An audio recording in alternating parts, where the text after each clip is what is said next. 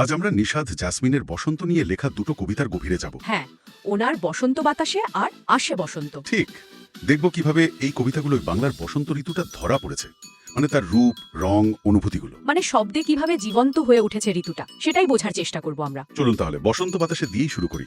আমার তো পড়েই মনে হলো ফাল্গুনের একটা দুপুর, বাতাসে আবির। হ্যাঁ, রঙিন ফুল, প্রজাপতির ডানা মেলার ছবি, খুব জীবন্ত, তাই না? একদম দারুণ একটা উচ্ছল ছবি। এই শুরুটাই বেশ আকর্ষণীয়। অবশ্যই। আর এখানে প্রকৃতিকে যেভাবে দেখানো হয়েছে, মানে একদিকে সে রানীর মতো সেজেছে, আবার অন্যদিকে ওই যে বনবালার আটপৌরে শাড়ির কথা বলা, তাই তো? ঠিক। মানে একই সাথে আড়ম্বর আর ঘরোয়া সরলতা, দুটো দিকই আছে। বাহ, এটা একটা ইন্টারেস্টিং পয়েন্ট। আর ওই যে এলোমেলো উদাস হাওয়া, তার সাথে কিশোরীর ছুটে চলার তুলনা, বসন্তের ওই বাঁধন ছাড়া ভাবটা যেন। হ্যাঁ হ্যাঁ, ওটা খেয়াল করেছি, খুব সুন্দর উপমা। আর কিছু পরিচিত ছবিও তো দারুণভাবে ব্যবহার করা হয়েছে।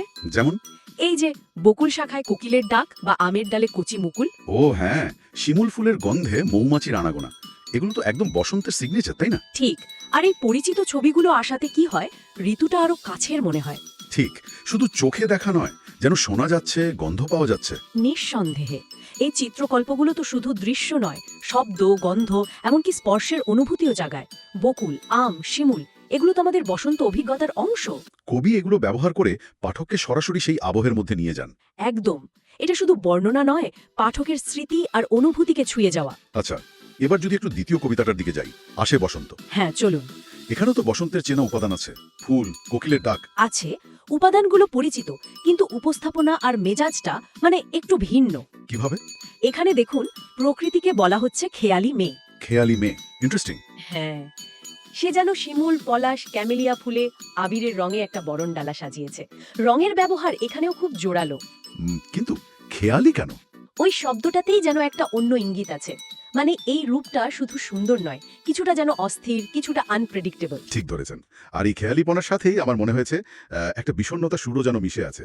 অবশ্যই আছে। কবিতায় উদাসী মন, বিরহী কাজুরি, বয়ে আনা বাতাসের কথা আছে না? হ্যাঁ, ওই বিরহী কাজুরি শব্দটা খুব গুরুত্বপূর্ণ। কাজুরি তো এক ধরনের বিষণ্ণ লোকগান। ঠিক, বাতাসে সেই সুর ভেসে আসা ছবিটা বসন্তের ওই চেনা আনন্দের থেকে একটু আলাদা। শুধু তাই নয়, পাতার মর্মর ধ্বনি, ফুল ঝরে যাওয়ার স্পষ্ট ইঙ্গিতও তো আছে। হ্যাঁ, ওটা তো বেশ সরাসরি বলা। এখানেই কবিতাটা আরো গভীর হয়ে ওঠে আমার মনে হয়। মানে বসন্তের সৌন্দর্যের পাশাপাশি খুব সচেতনভাবে এর ক্ষণস্থায়িত্বের দিকটাও তুলে ধরা হয়েছে। কোন ফুল আজ যাবে ঝরে, এই লাইনটা। হ্যাঁ, বা বাতাসে পতানির ইঙ্গিত ধ্বনি, মানে ঝরে পড়ার ইঙ্গিতটাও লুকানো।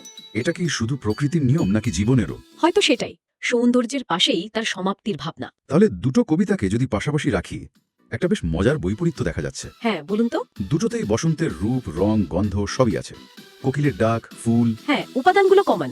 কিন্তু প্রথমটা একটা নিখাদ আনন্দের, উদযাপনের মেজাজ, আর দ্বিতীয়টায় সেই একই সৌন্দর্যের ভেতরেই যেন একটা বিষণ্ণতা লুকিয়ে আছে, একটা চলে যাওয়ার সুর। কবি কি এর মাধ্যমে বসন্তের বা হয়তো জীবনেরই এই দ্বৈত রূপটা ধরতে চেয়েছেন? আপনার কি মনে হয়? আমারও তাই মনে হয়। বসন্ত বাতাসে যেন বসন্তের প্রথম উচ্ছ্বাসটা, সব রং, সব প্রাণ দিয়ে তাকে বরণ করে নেওয়া। আর আসে বসন্ত? আসে বসন্ত সেই উচ্ছ্বাসের গভীরে গিয়ে দেখছে এর স্থায়িত্ব কত কম। এই সৌন্দর্যের পেছনেও একটা বিদায়ের সুর বাজছে। তার মানে দুটো মিলে বসন্তের একটা আরো সম্পূর্ণ ছবি তৈরি হচ্ছে। একদম। কবি শুধু ঋতু বর্ণনা করছেন না, আমার মনে হয় ঋতু বদলের সাথে মানুষের মনের ভেতরের যে আনন্দ আর বিষণ্ণতার দোলাচল, সেটাকেই উনি ফুটিয়ে তুলেছেন।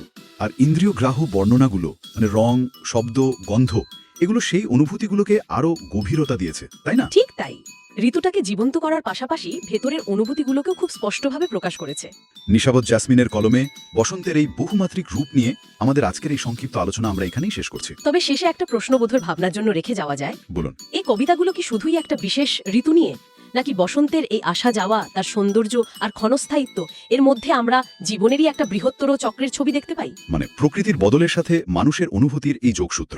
হ্যাঁ, আনন্দ আর বিষাদের এই যে পাশাপাশি থাকা, এটাই হয়তো কবিতাগুলোর সবচেয়ে বড় আবেদন। এটা নিয়ে আরো ভাবা যেতে পারে।